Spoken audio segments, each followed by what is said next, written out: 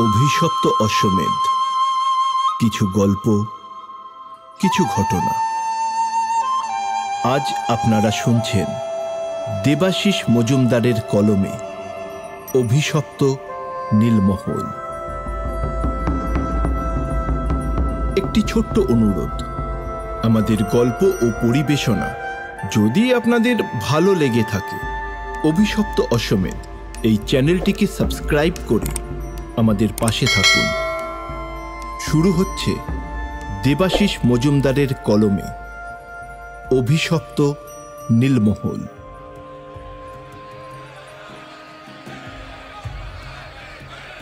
এই দেখ দেখ, এসব কি হচ্ছে? কি হচ্ছে রে এসব? কিছুই তো বুঝতে পারছি না। দেখ দেখ দেখ, কি কি সব হচ্ছে এসব? মেয়েটাকে দেখ দেখ, ও কি কি সর্বনাশা কাণ্ড! এই কি কি হবে রে এবার? একটু সর্বনাশ হয়ে যাবে। বাবু প্রচন্ড ক্ষেপে আছেন। এবার সর্বনাশ না করে উনি খান। বিশাল জমিদার প্রাসাদ নীলমহল, তার বাইরে থাকা বটগাছের সামনে তখন সারা গ্রামের লোক এসে জড়ো হয়েছে। সন্ধ্যা উত্তীর্ণ হয়েছে কিছু সময় আগেই। চারিদিকে মশালের আগুন জ্বলছে। ঢেঁড়া পিটিয়ে গ্রামের লোককে জড়ো করা হয়েছে এই বটগাছের সামনে। কিছুক্ষণ পরে পাইক বরকন্দাজ সমেত এসে হাজির হলেন জমিদার নীলকান্ত রায়ের ছোট ভাই দেবকান্ত রায়। তার মুখমণ্ডল প্রবল রাগে রক্তিম হয়ে আছে। হাত মুখ বাঁধা অবস্থায় এক নারী ও এক অল্প বয়সী কিশোরকে টেনে হিঁচড়ে নিয়ে এসে তোলা হয় ওই বটগাছের বেদিতে। জমিদারের লেঠেলরা ক্ষতবিক্ষত সেই দুজনকে বেঁধে ফেলে গাছের গুড়ির সাথে। হেরার আওয়াজ থামল। দেবকান্ত রায় হুঙ্কার ছেড়ে বলে উঠলেন, আমাদের এই জমিদারির সমস্ত প্রজারা দেখে নাও, দেখে নাও পাপের কি প্রচন্ড শাস্তি হতে পারে। এই যে বাইজি যাকে বেঁধে রাখা হয়েছে, এই পিয়ারি বাই আমার দাদা আর তোমাদের সকলের অন্নদাতা জমিদার রাজা নীলকান্ত রায়ের সঙ্গে বেইমানি করেছে। দাদা একে এখানে এনে রানীর মতো রেখেছিলেন, আশ্রয় দিয়েছিলেন, ভালোবেসেছিলেন। এই নীলমহলে এই বাইজিকে রানীর যত্নে রেখেছিলেন, কিন্তু প্রতিদানে কি করলো? এই রাজা মশাইকে ধোঁকা দিল, তার সাথে বিশ্বাসঘাতকতা করলো। তলে তলে গোপনে এই বাজনদার ছেলেটি এই তবলাবাদকের সঙ্গে সে প্রণয়ের সম্পর্ক গড়ে তোলে। এদের উদ্দেশ্য ছিল জমিদার মশাইকে ধোঁকা দিয়ে তার থেকে বেশ কিছুটা অর্থ আর সম্পত্তি হাতিয়ে নিয়ে পালিয়ে যাবে। কিন্তু রাজা নীলকান্ত রায় এদের গোপন প্রেম ধরে ফেলেছিলেন, এদের চিনে ফেলেছিলেন। তাই এরা দুজনে মিলে, এই দুই কুচক্রী মিলে তোমাদের অন্নদাতা জমিদারকে খুন করেছে। খুন খুন খুন খুন করেছে আমাদের জমিদার।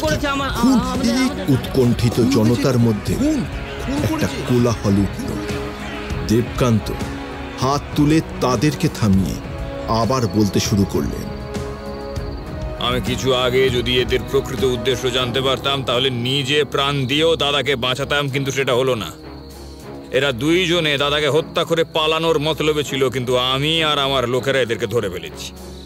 এদের চরম শাস্তি আজ আমি দেব, যাতে এই বাসন্তীপুরে আর কেউ কখনো এমন অপরাধ করার দুর্মতি দেখানোর সাহস না পায়। সবাই দেখে নাও বাসন্তীপুরে ঘৃণ্য অপরাধের শাস্তি কি। একজন লেঠেল এগিয়ে এসে একটা খোলা তরোয়াল এগিয়ে দিল দেবকান্তর দিকে। সেই তরোয়ালটা নিয়ে তিনি এগিয়ে গেলেন গাছের সাথে বাঁধা অবস্থায় কাঁপতে থাকা অল্প বয়সী ছেলেটার দিকে। রাজাবাবু, রাজাবাবু, আমাকে ছেড়ে দিন রাজাবাবু, আমাকে ছেড়ে দিন।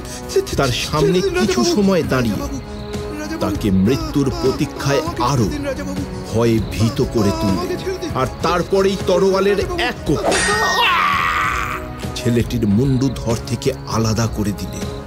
ওদিকে কয়েকজন লেঠেল পিয়ালি বাইকে গাছের বন্ধন থেকে মুক্ত করে তাকে বেদির সামনের দিকে এনে আছড়ে ফেললেন। সামনে থাকা জনতা ভয়ে কিছুটা পিছিয়ে গেল। অন্য দুইজন লেঠেল এসে দাহ্য তরল ঢেলে দিল পিয়ালি বাইয়ের সারা গায়ে। তারপরে দেবকান্তর ইশারায় একজন পাইক একটা জ্বলন্ত মশাল নিয়ে এগিয়ে এসে আগুন ধরিয়ে দিল পিয়ালি বাইয়ের সারা শরীরে। মুহূর্তে দাউ দাউ করে চলে উঠল পিয়ালি বাইয়ের সারা দেহ। একটা আক্রোশের চিৎকার আর প্রতিশোধের উন্মত্ত হাসি মিলিয়ে এক ভয়ঙ্কর হুঙ্কার শোনা গেল দেবকান্ত রায়ের কণ্ঠে।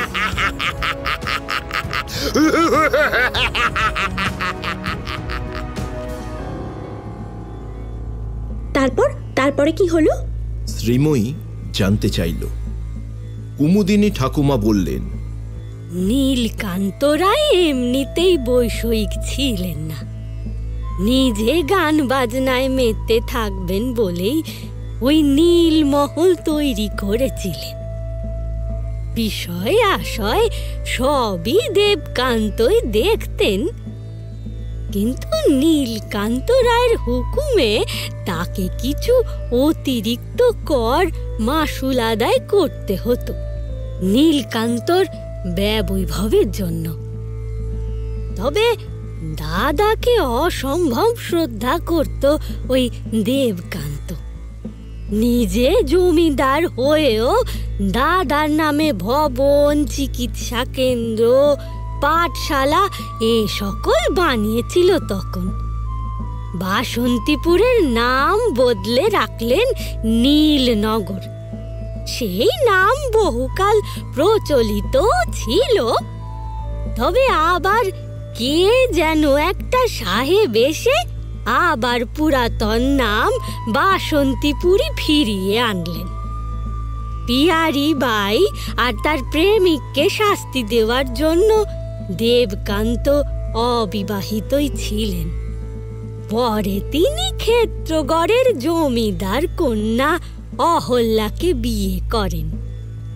বাসর তৈরি হলো নীলমহলে, কিন্তু বাসর রাতেই সেই নতুন বউ অদ্ভুতভাবে মারা যায়। সেই তখন থেকেই রটে যায় নীলমহল হলো অশুভ অভিশপ্ত জায়গা।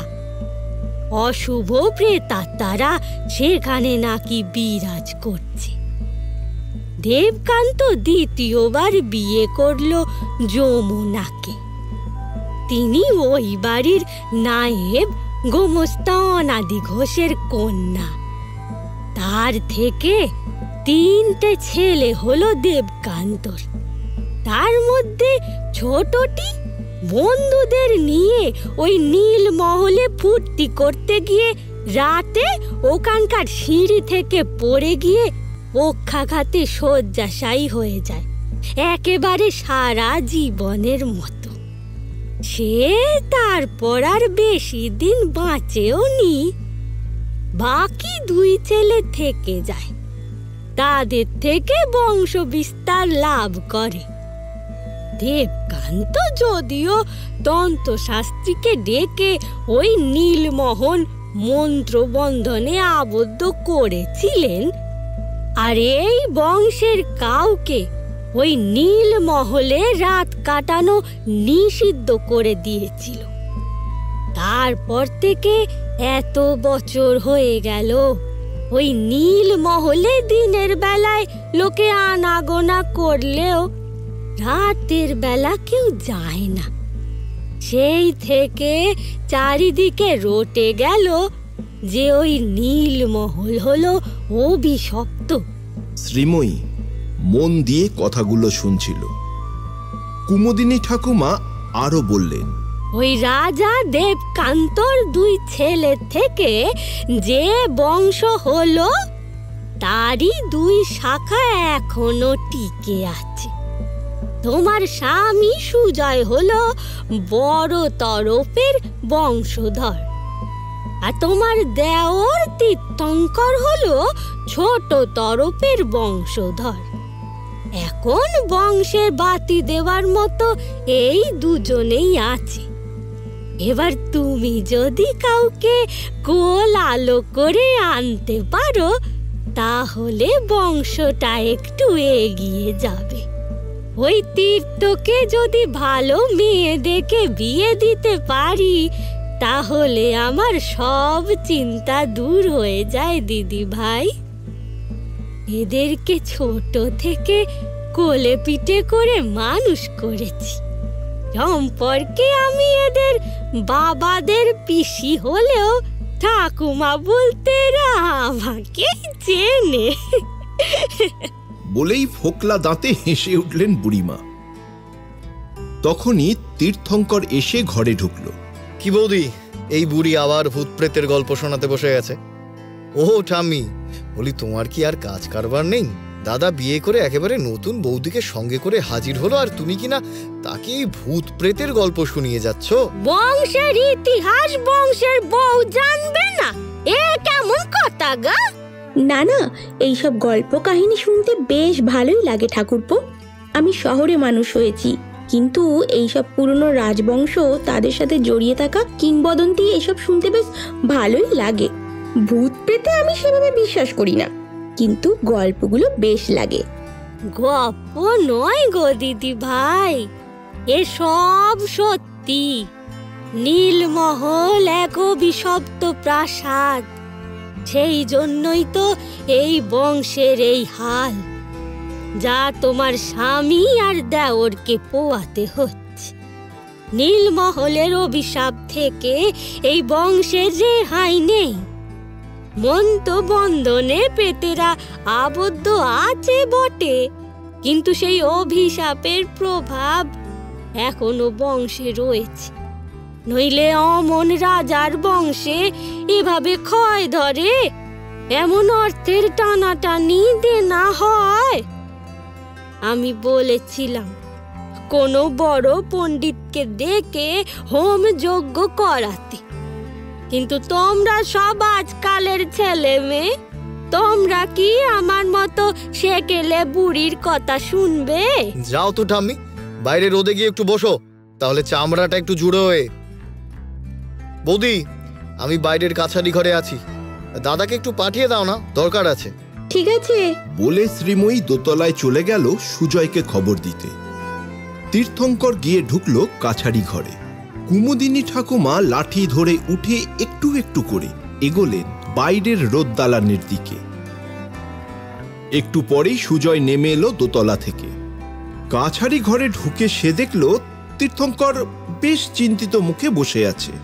সুজয় জিজ্ঞেস করল, কিরে, তোর বৌদি বলল তুই ডাকছিস, কোনো জরুরি কথা আছে? আজ নীলমহল দেখতে যে পার্টি আসার কথা ছিল তারা আসছে না। সে কি রে, ওদের এজেন্ট তো গত পরশু সব কথা পাকা করে গেল। আমি তো ভেবেছিলাম আজকে মালিক নিজে এলে সব ডিটেলস কনফার্ম করে সামনের সপ্তাহে আইনি কাজকর্ম সব শেষ করে তোর বৌদিকে নিয়ে ফিরে যাব, কিন্তু এখন তো কেন কেন ওনারা আসবেন না? আর কেন, সেই পুরনো ভূতের গুজব। আর বাইরের লোককে দোষ দিয়ে কি হবে? আমাদের কুমুদিনী ঠাম্মাই তো দুবেলা ভূতের গল্প ছড়িয়ে চলেছে। ওনারা জানিয়েছেন যে বাড়ি সম্বন্ধে ওনারা আরও খোঁজ খবর নিয়ে জানতে পেরেছেন যে এই বাড়িতে বাস্তু দোষ আছে। ওনাদের এক জ্যোতিষীও নাকি এই বাড়ি কিনতে মানা করেছে, তাই ওনারা আর এগোবেন না। ওদিকে অন্য শহরে ব্যবসায় এতটা ক্ষতি হলো, আমার শেষ ভরসাই নীলমহল। এই বাড়ি বিক্রি করতে না পারলে সেই টাকায় সব ঋণ শোধ করে ব্যবসাটা আবার নতুন করে দাঁড় করাতে পারতাম। ঠাকুরদার উইল অনুসারে বাড়ির বড় ছেলে হওয়ার দরুন এই নীলমহলই আমার অধিকারে আছে। এই অসৎ বাড়িতে তুই আছিস, থামি আছে, তাই এই বাড়ি কিছু করেই আমি বিক্রি করতে পারবো না। ওই নীলমহলই আমার ভরসা, কিন্তু বেশি সময় আমার হাতে নেই, কি যে করি। আসলে দাদা, ওই ভূতের ব্যাপারটা একটা মিথ হয়ে গেছে। মিথ ভাঙতে পারলে মনে হয় বাড়ি বেচা যাবে। সবাই জানে এই বংশের কেউ প্রেতাত্মাদের প্রভাবে ওই নীলমহলে রাত কাটাতে পারে না। আমার মনে হয় এই মিথটাকে যদি আমরা ভাঙতে পারি তাহলেই আর অসুবিধা হবে না। তাই ভাবছিলাম দাদা, তুমি আর বৌদি যদি একটা রাত ওই নীলমহলে কাটিয়ে আসো, একটা রাত তোমরা ওখানে কাটিয়ে সুস্থ দেহে ফিরে আসলেই আর কোনো চিন্তা নেই। ভূতের গুজব আপনা আপনিই থেমে যাবে। নইলে দেখছো তো, পার্টি জোগাড় করছি আর তারা সবাই ওই এক ভৌতিক অজুহাত দেখিয়ে কেটে পড়ছে। আমার মনে হয় এই একটা পথে আছে যাতে বাড়িটা বিক্রি করার ব্যবস্থা করা যাবে। ঠিকই বলেছিস, কিন্তু আমি একা থাকলে হবে না। দেখো, দুজনে থাকলে বিষয়টা আরো জোরদারভাবে প্রমাণ হয়। তাছাড়া একা থাকলে অনেক সময় অনেক কিছু ভয়ের কারণ হয়ে দাঁড়ায়। দুজন থাকলে সেই চিন্তা নেই। আমিও কিছুটা সময় তোমাদের সঙ্গে কাটিয়ে আবার ভোরের দিকে গিয়ে তোমাদের নিয়ে আসবো। ঠাম্মি এই বাড়িতে রয়েছে তাই, নইলে আমিও তোমাদের সঙ্গে রাতে নীলমহলেই থেকে যেতাম। বুড়ি তো আবার আমার হাতে ছাড়া রাতে খাবে না। ঠিকই আছে, তুই তাহলে কি বলিস, কবে গিয়ে নীলমহলে রাত কাটাবো? বেশ, আমি আজকের মধ্যে সব লোকজন দিয়ে ব্যবস্থা করে দিচ্ছি, তুমি কাল সকালে চলে যাও। আমি দুপুরের দিকে খাওয়া দাওয়া নিয়ে চলে যাব, আর রাতের দিকে ফিরে আসবো। ভোরের দিকে তোমাদের ওখানে গিয়ে আবার এই বাড়িতে নিয়ে আসবো। জগাদাকে বলে দিচ্ছি ও রাতের খাবার গিয়ে দিয়ে আসবে। তবে একটাই অনুরোধ দাদা, তুমি বা বৌদি কেউই এই পরিকল্পনার কথা ঠাম্মিকে জানিও না। বুড়ি অকারণে তার কুসংস্কার ভরা মন নিয়ে ওই হাউমাউ করে কেঁদে সব ভেস্তে দেবে একেবারে। ঠিক আছে, বলবো না। তোমাদের রাত কাটিয়ে নীলমোহন থেকে সুস্থভাবে ফেরার খবরটা রটিয়ে দিতে পারলে ওই মিথ আপনা আপনিই ধ্বংস হয়ে যাবে। তখন দেখো নতুন পার্টি তো আসবেই, পুরনো পার্টিটাও ফিরে আসবে, ভালো দরে বাড়িটা বেচতে পারবে। একটা কাষ্ঠ হাসি হেসে সুজয় উঠে পড়ে। তবে নীলমহলে রাত কাটানোর কথা শুনে অ্যাডভেঞ্চার প্রিয় শ্রীময়ী তখন একেবারে আনন্দে আত্মহারা। পরদিন সকালে সুজয় নতুন বউকে নিয়ে কুমুদিনী ঠাকুমাকে প্রণাম করে বেরিয়ে পড়ে। তীর্থঙ্কর সব ব্যবস্থাই করে রেখেছিল। বাড়ির একজন কাজের লোক তাদেরকে নীলমহল পর্যন্ত এগিয়ে দিয়ে যায়। নীলমহলের হলঘর, নাচঘর, দোতলার বিশ্রাম ঘর, এই সব দেখে শ্রীময়ী তখন আনন্দে আত্মহারা। তীর্থঙ্কর সব ব্যবস্থাই করে দিয়েছে, ঘর বাড়ি, থাকার ঘর সব পরিষ্কার পরিচ্ছন্ন। বিদ্যুৎ সংযোগ সব ঘরে না থাকলেও তাদের থাকার ঘরে বিদ্যুতের সংযোগের ব্যবস্থা করে দিয়েছে তীর্থঙ্কর। নিচের হলঘরে সারিবদ্ধভাবে দেওয়াল জুড়ে অনেক তৈলচিত্র, বেশিরভাগই এই বংশের জমিদারদের হাতে আঁকা প্রতিকৃতি।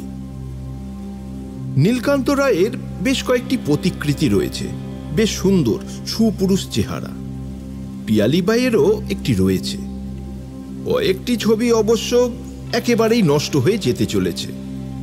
একটি পুরুষের ছবিতে মুখের আদলটি নষ্ট হয়ে গেছে, কিন্তু তার পোশাক স্পষ্ট বোঝা যাচ্ছে।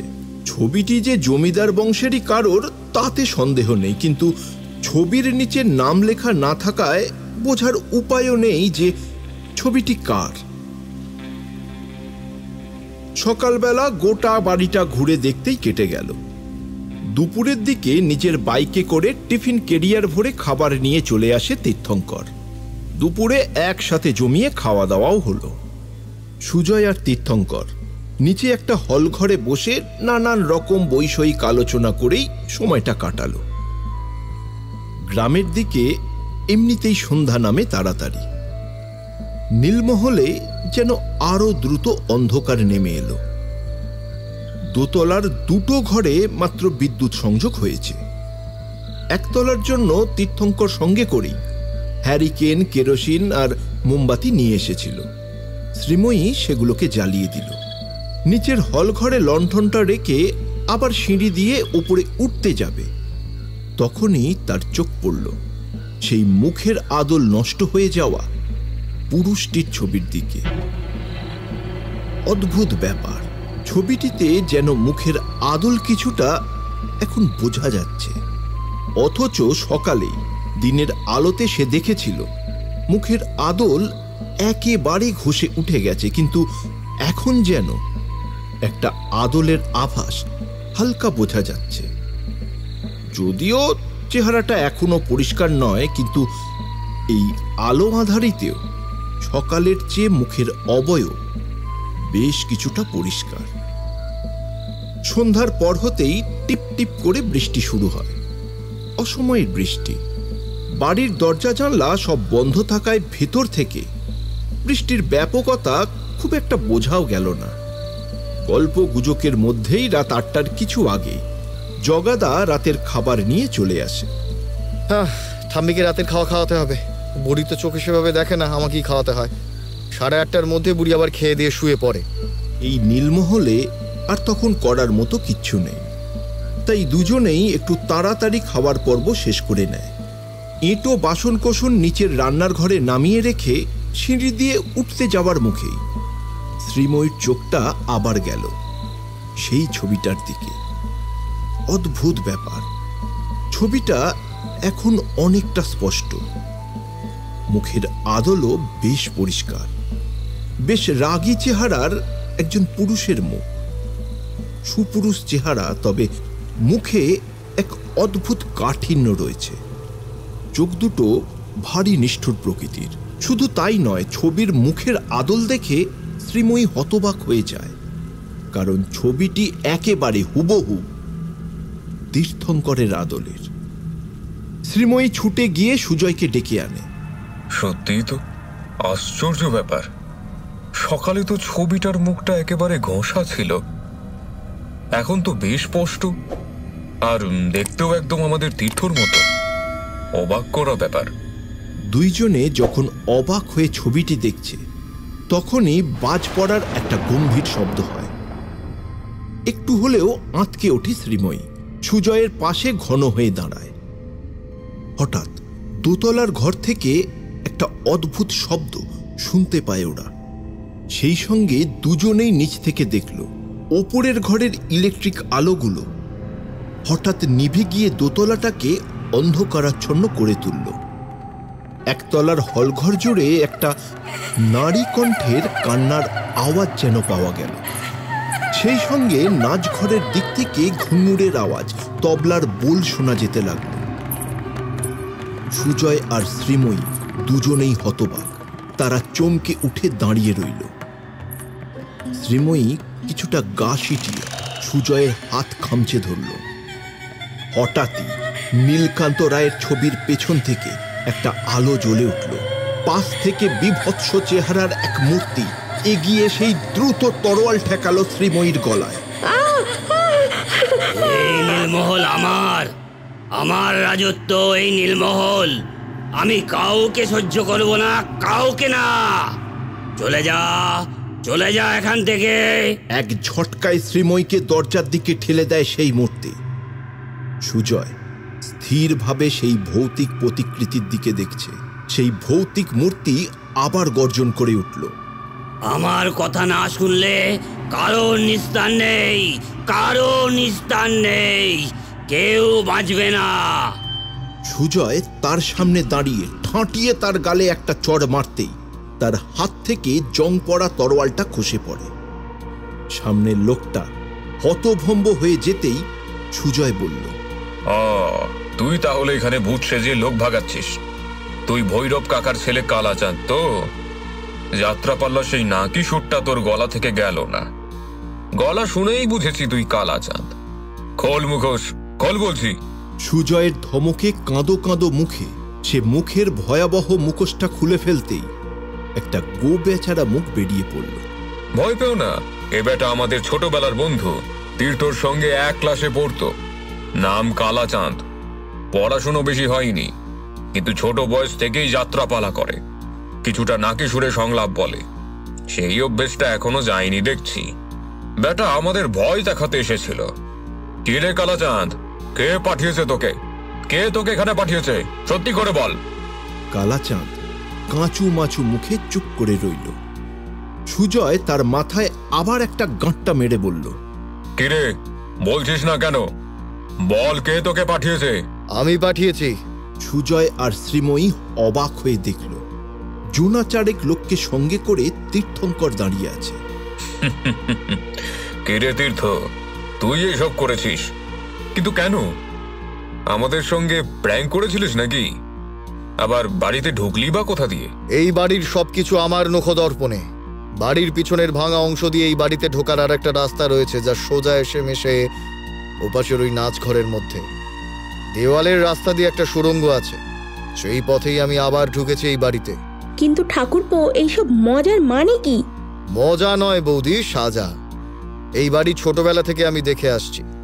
এই বাড়ি, এই নীলমহল রয়েছে আমার রন্ধ্রে রন্ধ্রে। এই বাড়ির মেরামত করিয়েছি আমি, এই বাড়িটাকে নতুনভাবে সাজিয়েছি আমি। আর বংশের কোনো এক প্রথা এই বাড়ির উত্তরাধিকারী হবে কিনা দাদা, হ্যাঁ দাদা কিছু টাকা হয়তো পাঠিয়েছে, কিন্তু এই বাড়ি আমার। এই বাড়ি যদি বিক্রি করতেই হয় আমি করব। এই সম্পত্তির অধিকারী আমি। আর দাদা আর তুমি বাইরে থেকে এসে এই বাড়ির অধিকার নিয়ে চলে যাবে? এই বাড়ির বিক্রির অর্থ তোমরা ভোগ করবে? না, এটা তো আমি হতে দিতে পারি না। এই বারে বারে নকল পার্টি এনে দাদাকে অন্ধকারে রেখেছি আমি। আমি আসল পার্টিদের ভূতের কথা বলে ভাগিয়েছি। ভেবেছিলাম এখানে এই পরিবেশে তোমাদের ভূতের ভয় দেখিয়ে চিরতরে ভাগিয়ে দেব, কিন্তু এই কালাচাঁদটা অপদার্থ, কোনো কমবে না। দাদা ধরে ফেললো, তবে আমিও তৈরি আছি। মিথ তো ভাঙতে দেওয়া যাবে না। তোমরা ভূতে ভয় পেলেই ভালো করতে, কিন্তু আর কোনো উপায় নেই। আবারও তো সেই মিথ সত্যি হবে। রায় বংশের কেউ নীলমহলে রাত কাটাতে এলেই দুর্ঘটনা ঘটে, আজও ঘটবে। দাদা বৌদি তোমাদের দুজনেরই মৃত্যু হবে, নীলমহলের অভিশাপ বজায় থাকবে। কি বলছিস তুই তীর্থ? তুই কি পাগল হয়ে গেছিস?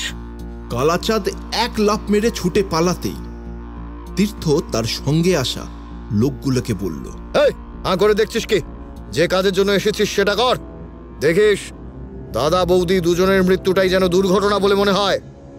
চারজন ষণ্ডা চেহারার লোক এগিয়ে আসতেই হ্যারিকেন মোমবাতির শিখাগুলো যেন কাঁপতে শুরু করলো।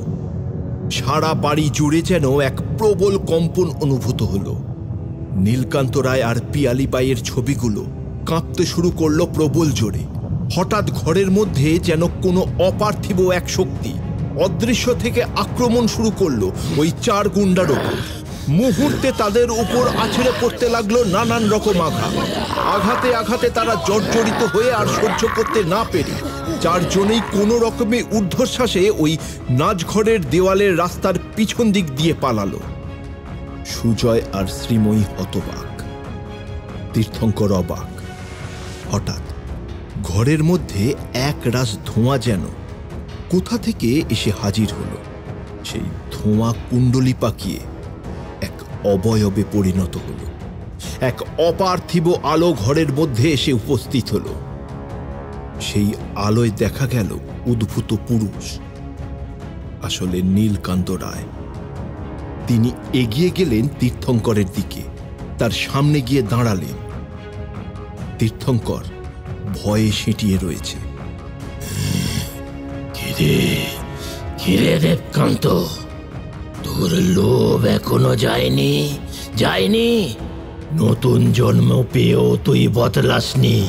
সেই নীলমহলের লোভ এই জন্মেও তোকে তাড়া করে বেড়াচ্ছে। কে দেবকান্ত? তুই দেবকান্ত, তুই দেবকান্তর পুনর্জন্ম তুই। ওই দেখ, দেওয়ালে সিঁড়ির কাছে তোর ছবি রয়েছে। মুখটা তোর পাপে ঘষে গিয়েছিল। আজ এদেরকে সাবধান করার জন্য আমার অতি প্রাকৃতিক শক্তিকে কিছু সময়ের জন্য তোর মুখে আবার দৃশ্যমান করেছি। তুই এই বাড়িতে পদার্পণ নিস্তক আমি বুঝেছি তোর আসল উদ্দেশ্য কি। এখনো নীলমহলের লোভ তোর যায়নি। আমি আর পিয়ালি ভাই একে অপরকে ভালোবাসতাম। পিয়ালি আমাকে শিখিয়েছিল নিজের বৈষয়িক দায়িত্ব সম্পর্কে অবহিত হতে, আর সেই কাজে মন দিতেই বুঝলাম আমার বৈষয়িক কাজে অমনোযোগের সুযোগ নিয়ে তুই কি ব্যভিচার করেছিস। আমার নাম নিয়ে প্রজাদের ওপর কি অত্যাচার করেছিস। অতিরিক্ত কর আদায় করেছিস জোর করে, আর নাম করেছিস আমার বিলাস ব্যসনের। আমি যখন তোকে এই সব কথা জানাই তখন তুই কি করলি? আমাকে খুন করলি, আর দায়ে চাপালি নিরপরাধ পিয়ালির ওপর। শুধু তাই নয়, ওই তবলচি ছেলেটা মধুময়, কতই বা বয়স ছিল ওর? বয়স 15-র বেশি নয়। তাকে পিয়ালির প্রেমিক সাজালি, অথচ পিয়ালি ওকে নিজের ছোট ভাইয়ের মতো দেখতো। ওদেরকে জনতার সামনে, আমার প্রজার সামনে নির্মম ভাবে হত্যা করলি। তোর লোভ গেল না তাতেও। এই নীলমহল আমি তোকে আগের জন্মেও আত্মসাৎ করতে দিইনি, আর এই জন্মেও দেব না। তোর লোভে আজ তোর কাল হবে দেবকান্ত। তুই মরণের জন্য প্রস্তুত হ, কারণ তুই জীবিত থাকলে কাউকেই তুই বাঁচতে দিবি না। যতবার জন্ম নিবি ততবার তোর লোভ আমাদের বংশে পাপ আর অপরাধের প্রবেশ করাবে। তুই মর দেবকান্ত, তুই আবার মর। যতবার জন্ম নিস না কেন এই নীলমহল তোর হবে না, কিছুতেই হবে না। আমি হতে দেব না। না রাজা নীলকান্ত, আপনি ওকে মারবেন না। আমাদের ঠাকুমাকে সামলানোর একমাত্র অবলম্বন ও। ওর ভেতর দেবকান্তের ক্রূরতা থাকতে পারে, কিন্তু ও দেবকান্ত নয়, ও তীর্থঙ্কর, আমার খুড়তুতো ভাই তীর্থঙ্কর।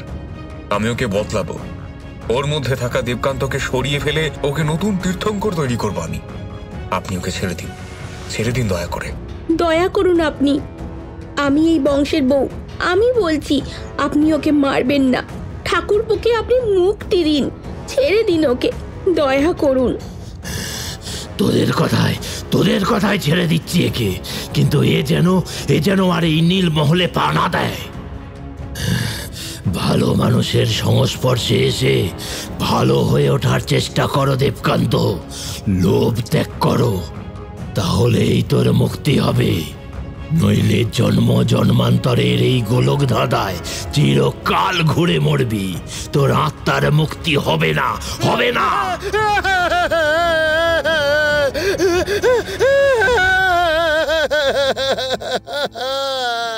নীলকান্ত রায়ের অবয়ব আবার ধোঁয়ার কুণ্ডলী হয়ে বাতাসে মিলিয়ে গেল। ঘর আবার শান্ত হয়ে এলো। তীর্থঙ্কর প্রথমে বোকার মতো ভ্যাবাচ্যাকা হয়ে দাঁড়িয়ে রইল, তারপর হাউমাউ করে শিশুর মতো কাঁদতে কাঁদতে মেঝেতে বসে পড়ল। সুজয় আর শ্রীময়ী ছুটে এলো তাকে সামলাতে। সুজয় জড়িয়ে ধরার পরেও তীর্থঙ্কর কেঁদেই চলল। বাইরের অঝোরধারা বৃষ্টির মতো তীর্থঙ্করের কান্না যেন আর থামতেই চায় না। পরদিন রাতের দিকে তীর্থঙ্কর এলো সুজয়ের ঘরে। সুজয় আর শ্রীময়ী তখন গোছগাছ করছে, তাদের ফিরে যেতে হবে। তীর্থঙ্কর কিছুটা ইতস্তত করে একটা ব্রাউন পেপার প্যাকেট এগিয়ে দিল সুজয়ের দিকে। সুজয়কে একরকম জোর করেই সেটা হাতে ধরিয়ে দিল। সুজয় দেখল ভেতরে মোটা টাকার বান্ডিল। সে অবাক হয়ে বলল, এসব কি তীর্থ? কলপাড়ার দিকের জমিটা বেচে দিলাম, এটা অগ্রিম টাকা। আপাতত তুমি এটা নিয়ে তোমার ব্যবসাটাকে সামলাও, জমি বিক্রির বাকি টাকাটা তোমার অ্যাকাউন্টে পাঠিয়ে দেব। না না তীর্থ, এটা হয় না। তোর জমির টাকা আমি এভাবে। তীর্থঙ্কর তার হাত দুটো ধরে বলল, তোমার ব্যবসা আবার দাঁড়িয়ে গেলে আমাকে না হয় ভালো কিছু কিনে দিও। আমি তো তোমার ভাই, নিজের লোক। অনেক কষ্টে নিজের মধ্যেকার দেবকান্তকে মারতে পেরেছি। লোভ কাটিয়ে উঠে ভালো মানুষ হওয়ার চেষ্টা করছি। তুমি আর বৌদি তো আমাকে প্রাণে বাঁচিয়ে সৎ পথে ফেরার সাহস দিয়েছ। এটা নাও দাদা, এত দ্রুত নীলমহল বিক্রি করা যাবে না, কিন্তু তোমরা সুস্থ দেহে ফিরে আসায় ওই ভূত প্রেতের মিথ সত্যি ভাঙতে শুরু করেছে। যদিও মিথটাই যে আসল সত্যি তা আমাদের চেয়ে ভালো আর কে জানে বলো। তাই বলছি আপাতত এই অর্থ দিয়েই নিজের ব্যবসাটা বাঁচাও দাদা, সেটাই হবে আমার 2 জন্মের পাপের প্রায়শ্চিত্ত দাদা। তীর্থঙ্করের চোখ আবেগে ভিজে এলো। সুজয় এক টানে তীর্থঙ্করকে বুকে জড়িয়ে ধরল। 2 ভাই এক অনাবিল আবেগে যেন ভেসে গেল। চোখের কোণে খুশির অশ্রু এলো শ্রীময়ীরও। ঘরের দরজার কিছুটা বাইরে দাঁড়িয়ে 2 ভাইয়ের মিলন দৃশ্য দেখে হেসে উঠে হাত তুলে আশীর্বাদ জানালেন কুমুদিনী ঠাকুমাও।